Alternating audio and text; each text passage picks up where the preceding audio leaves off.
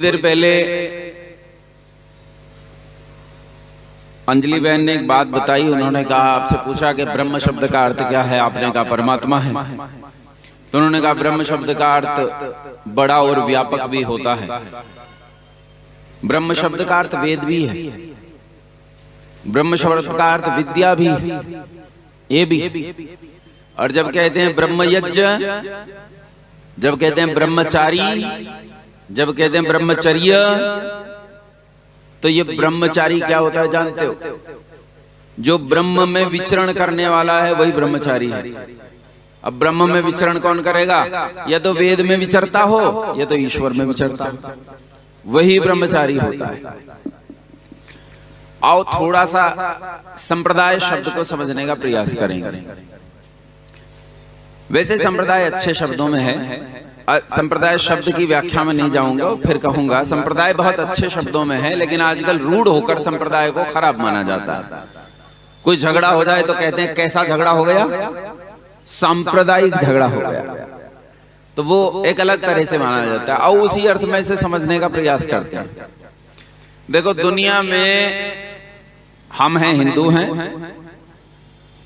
मुसलमान हैं, ईसाई हैं, बौद्ध, जैन, यहूदी, सिख और बहुत सारे हैं। लेकिन तनिक ध्यान से देखो तो, ध्यान से देखो तो 1450 साल पहले संसार में कोई मुसलमान नहीं था। दुनिया का सबसे पहला मुसलमान कौन है? मोहम्मद। भाई मोहम्मद से पहले कोई मुसलमान थोड़े था। मोहम्मद ने ही तो कहा कि जो मोहम्मद और कुरान पर ईमान नहीं लाता वो क्या कहलाता है? काफिर कहलाता है। इसका मतलब यह है मोहम्मद के माता पिता भी, ये तो तय हो गई बात, सिद्ध हो गई भाई, क्योंकि पहला मुसलमान कौन था? मोहम्मद। उससे पहले कुरान थी ही नहीं, तो वो कुरान पर ईमान कहां से लाते? तो दोनों क्या थे? काफिर थे। अच्छा, पूरा खानदान काफिर था उसका। पहले जो उससे पैदा हुए वो पूरा खानदान काफिर था उसका, पूरा खानदान, क्योंकि कुरान तो थी ही नहीं, बेचारे ईमान काहे पर लाते? ईमान लाने के लिए चीज तो चाहिए, चीज आई बाद में। 1450 साल पहले जब दुनिया में मुसलमान नहीं थे तो कौन थे? तो कौन थे? नहीं, जिस जगह मुसलमान रहते थे वहां का अगर ठीक से ध्यान दो तो वहां ईसाइयों की सत्ता चलती थी। ज्यादातर किनकी चलती थी? ईसाई थे, यजीदी थे, कुछ और ऐसी खिचड़ियां चलती थी, कुछ मूर्ति पूजा आदि चलती थी, बहुत सारी चीजें चलती थी वहां, वो सारे लोग रहते थे। लेकिन ईसाई कब आए? पहला ईसाई कौन था? अरे मसीह कहाँ का? मसीह तो महापुरुष को कहते हैं। पहला ईसाई था ईसा। अच्छा, ईसा कौन था? बताओ, ईसा के पिताजी का नाम क्या था? अरे खुद ईसा को नहीं पता, आपको क्या पता होगा? वो तो पैदा ही कुंवारी कन्या को हुआ था। हैं, माँ का नाम सबको पता है, माँ का नाम था मरियम। सुना है ना नाम? पिता है ही नहीं। मैंने पूछा, पादरी महोदय ये कैसे हो गया? पिता नहीं है, माँ गर्भवती हो गई। तो कहते हैं एक दिन खुदा ख्वाब में आया और मरियम गर्भवती हो गई। पूरा मेडिकल साइंस फेल, पूरा मेडिकल साइंस फेल हो गया। ख्वाब में खुदा आया और मरियम गर्भवती हो गई। मैंने कहा पादरी साहब फंस जाओगे। मरियम तो स्त्री थी, कन्या थी, उसके पेट में यूट्रस था, बच्चेदानी थी, गर्भाशय था। ख्वाब में खुदा आया, गर्भ ठहर गया। अगर किसी दिन तेरे ख्वाब में आ गया तो गर्भ कहां ठहरेगा? किडनी में या फेफड़े में? तेरी तो बच्चेदानी है नहीं। अच्छा, अगर एक ही रात में खुदा 2 बार आ गया और अगले हफ्ते फिर खुदा आ गया, तो भैया पादरी महोदय डिलीवरी भी ऐसे होगी जैसे कुत्ते कुत्तियों की होती है। 10-20 पैदा होंगे और फिर वो अपना ज्ञान बांटेंगे। ईसा पैदा हुआ आज से 2000 साल पहले। इसका मतलब है 2000 साल से पहले कोई ईसाई भी नहीं था। फिर कौन था भाई? फिर कौन था?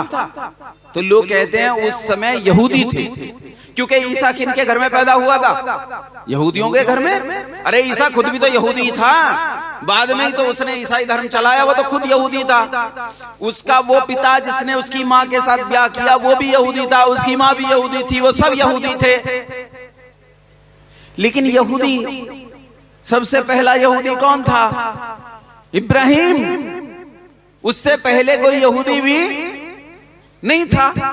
इसका मतलब 3,500 साल से पहले संसार में कोई मुसलमान नहीं था, कोई ईसाई नहीं था और कोई यहूदी भी। कौन था फिर? कौन था? तो लोग कहते हैं पारसी थे। कौन थे?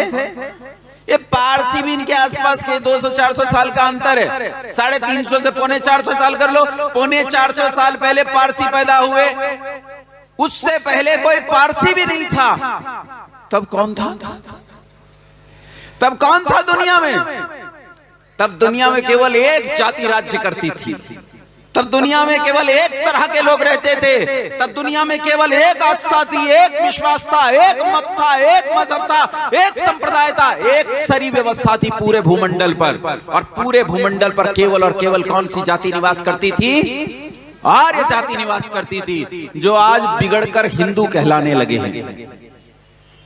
यही जाति निवास करती थी। हम उनके वंशधर हैं जिनमें मर्यादा पुरुषोत्तम श्री राम ने जन्म लिया। हम उनके वंशधर हैं जिनमें ययाति ने जन्म लिया। हम उनके वंशधर हैं जिनमें नूह ने जन्म लिया। हम उनके वंशधर हैं जिनमें ऐसे महान पुरखों ने जन्म लिया जिनका एक एक जीवन दूसरों की शताब्दियों पर भारी है, दूसरों के युगों पर भारी है। हमने उनमें जन्म लिया। लेकिन जानते हो ये आर्य अपने रिचुअल्स में क्या करते थे? इनके सांस्कृतिक क्रियाकलाप क्या थे? तो ये दिन में 5 यज्ञ करते थे। क्या करते थे? दिन में 5। कौन से हैं वे 5 यज्ञ? बोलो, पता तो है सबको। ब्रह्म यज्ञ यानी संध्या, दूसरा होता है देव यज्ञ, तीसरा पितृयज्ञ, चौथा अतिथि यज्ञ और 5वां बलि वैश्वदेव यज्ञ। पहला क्या है? ब्रह्म यज्ञ संध्या, 2 समय सुबह शाम वो करते हैं ना, रोज खड़े होके ओम जय जगदीश हरे, स्वामी जय जगदीश हरे, भक्त जनों के संकट क्षण में दूर करे, यही संध्या है। बस ये संध्या हिंदी में कर दी गई। संध्या किसमें कर दी? हिंदी में कर दी। थोड़ा सा सही है इसमें और थोड़ा सा गलत है।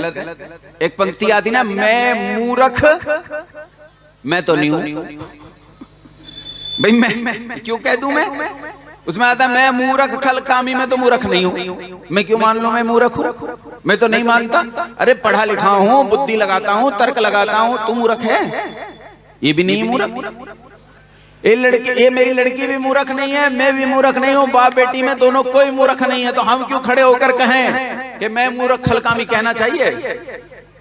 थोड़ा सा गलत है, थोड़ा सा सही भी है। इसे ही अगर वेद के अनुकूल करने लगो तो सब सही हो जाएगा। उसे ब्रह्म यज्ञ कहते हैं। आपने सुबह ये संध्या की थी, शाम को संध्या की थी, और ये संध्या 2 समय करनी चाहिए। अगर संध्या ना करो तो ऋषियों ने इसके लिए कानून बनाया है। कहते हैं यो न तिष्ठति पूर्वाम यो न उपासते पश्चिमाम स साधु बहिष्कार्य सर्वस्मात् विचकर्मणा। जो सुबह और शाम संध्या नहीं करते, ऐसे लोगों को पकड़कर समाज से बाहर निकाल दो। उन्हें समाज में रहने का कोई अधिकार। लेकिन अभी तो उल्टा ही है। जो संध्या करेगा ये शायद उसे ही पकड़ के बाहर निकाल दे। लेकिन संध्या करनी चाहिए। दूसरा है देव यज्ञ। देव यज्ञ होता है अग्निहोत्र। सुबह जो यज्ञ करते हो ना, वो अग्निहोत्र कहलाता है। अच्छा, ये तो विशेष हो रहा है। वेद मंदिर है, प्रतिदिन जो होता है वो भी विशेष होता है। लेकिन अगर सच में रोज का दैनिक यज्ञ घर में करो तो 9 मिनट से ज्यादा नहीं लगती हैं। 8 से 9 मिनट में खत्म हो जाएगा। संकल्प पाठ से शुरू होता है। ईश्वर स्तुति प्रार्थना उपासना इसका हिस्सा नहीं। संकल्प पाठ से शुरू होगा। आचमन करो, अंग स्पर्श करो, दीप प्रज्वलन, उसके बाद 16 आहुतियां हैं आपकी, और 16 आहुतियों के बाद सर्वम वै पूर्णम स्वाहा, और यही यज्ञ समाप्त। यज्ञ प्रार्थना आदि और बाद का जो पुरस्चरण है वो भी इसका हिस्सा नहीं। जो दैनिक करना चाहते हैं वो 8 से 9 मिनट अच्छा कर सकते हैं कि नहीं? वो अभी कह रही थी कि जहर खाने के लिए भी टाइम नहीं है। बताओ, 8-9 मिनट सुबह, 8-9 मिनट शाम होती हैं कि नहीं? एक व्यक्ति कहता है अगर 2 समय ना कर सकूं तो मैंने कहा 1 समय कर ले। तो बोले अगर एक समय रोज ना कर सकूं तो मैंने कहा साप्ताहिक रविवार में कर लो। तो बोले अगर रविवार में साप्ताहिक ना कर सकूं तो मैंने कहा पाक्षिक कर लो, अमावस्या पूर्णिमा को कर लो। मैंने बोला अगर पाक्षिक भी ना कर सकूं तो मैंने कहा मासिक कर लो। बोले अगर मासिक भी ना कर सकूं तो मैंने कहा त्रैमासिक कर लो। बोले अगर त्रैमासिक भी ना कर सकूं तो मैंने कहा डूब मरो। अरे इतना भी नहीं कर सकता तो और इससे नीचे कहां जाएगा। तो जो बहुत व्यस्त है, जैसे राजा आदि के लिए लिखा है कि उनके पुरोहित उनका यज्ञ करें, तो ऐसी व्यस्तता हो तो आप जो है रविवार को कर लो, नहीं तो प्रतिदिन यज्ञ करना चाहिए, बिना यज्ञ करे नहीं रहना चाहिए। तीसरा यज्ञ है पितृयज्ञ, माता पिता की सेवा। कैसों की? मरे हुओं की के जीतों की? मरे हुओं की कौन कौन कर सकता है? हाथ उठाओ। एक आध मरे वो करी तो होगी, 15 दिन खूब की होगी, कितने दिन हो गए करी तो होगी, लेकिन इससे बचो। जीते माता पिता की सेवा होती है, मरो हुओं की सेवा नहीं होती। श्राद्ध जीते हुए का हो सकता है, मरे हुए का श्राद्ध नहीं होता। इसलिए अपने माता पिता का श्राद्ध प्रतिदिन किया करो, रोज किया करो, सुबह से शाम तक किया करो। माता पिता की पूजा होती है, उनकी सेवा करना, टहल करना। अतिथि यज्ञ, अतिथि यज्ञ है घर पर अतिथि आ जाए। अतिथि इन्हें कहते हैं जो मेरे पीछे बैठे, सन्यासी और वानप्रस्थी, इनका नाम क्या है? अतिथि। इसमें दो और जोड़ लो, एक होता है ब्रह्मचारी और दूसरा होता है विद्वान गृहस्थ। ये चार जोड़ लो, ये चार कहलाते हैं अतिथि, क्योंकि शतपथ ब्राह्मणकार कहता है विद्वान सो ही देवा, जो विद्वान है वही देवता होता है। इसलिए इन अतिथियों की क्या करो? पूजा करो, सेवा करो, टहल करो। उसके बाद बलि वैश्वदेव, ये जो तुम पर आश्रित हैं उनके लिए भोजन निकालो, चिड़ियों के लिए निकालो, गाय भैंसों के लिए निकालो, कुत्तों के लिए निकालो, अपने आसपास के मनुष्यों के लिए निकालो, सबके लिए भाग निकालो। ये करो। ये कितने यज्ञ होते हैं? 5। अच्छा, आप करते हो 5 यज्ञ? सारे?